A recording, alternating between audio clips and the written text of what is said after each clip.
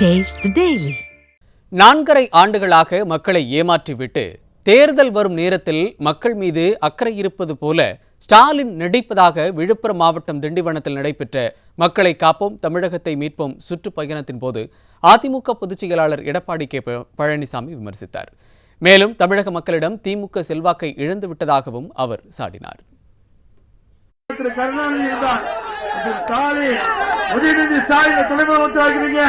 அவருக்கு உதவி இன்பநிதி கொண்டு வந்து பாக்குறீங்க. அது குடும்ப ஆட்சி, வாரிசு அரசாங்கம். அதிமுக அப்படி இல்ல. திரு ஸ்டாலின் அவர்களே, வாழடி வாழையாக காலம் இருக்கின்ற பூமி இருக்கிறவரை அதிமுக இருக்கும்.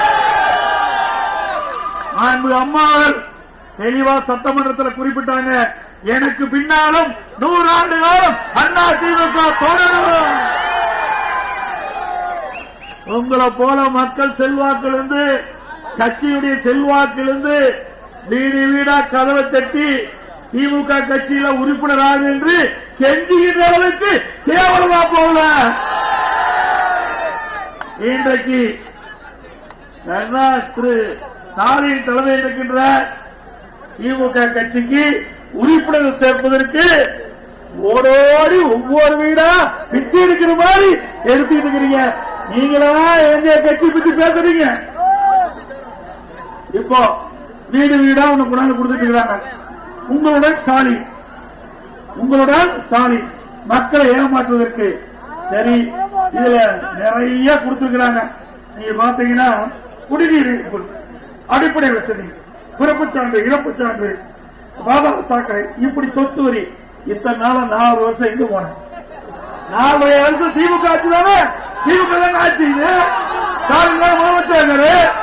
4 வருஷம் மக்களை ஏமாற்றிட்டு அடுத்த ஆண்டு தேர்தல் வர இருக்குது. தேர்தலை மையமா வச்சு இப்படி ஒரு விளம்பர தாள அடிச்சு அரசாங்கத்தின் சார்பா அரசாங்கத்தை பணத்தை வச்சு இவருடைய கட்சி வளர்க்கறதுக்கு உங்களோட ஸ்டாலின். மக்கள் உஷாரா இருங்க. தேர்தல் வந்தா தான் மக்களை பத்தி நினைப்பாங்க. மற்ற நேரமெல்லாம் வீட்டு மக்களை பத்தி தான் நினைப்பாங்க.